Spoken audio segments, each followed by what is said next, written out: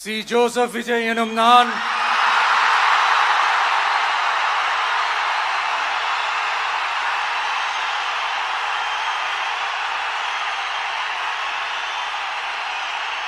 சட்டப்படி அமைக்கப்பெற்ற இந்திய அரசியல் அமைப்பின்பால் உண்மையான நம்பிக்கையும் மாறா பற்றும் கொண்டிருப்பேன் என்றும் இந்திய நாட்டின் ஒப்பில்லாத முழு முதல் ஆட்சியையும் ஒருமையையும் நிலை நிறுத்துவேன் என்றும் தமிழ்நாட்டு அரசின் முதலமைச்சராக உண்மையாகவும் உளச்சான்றின்படியும் என் கடமைகளை நிறைவேற்றுவேன் என்றும்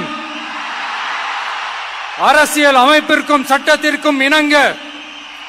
அச்சமும் ஒருதலை சார்பும் இன்றி விருப்பு வெறுப்பை விலக்கி பலதரப்பட்ட மக்கள் அனைவருக்கும் நேர்மையானதை செய்வேன் என்றும் ஆண்டவன்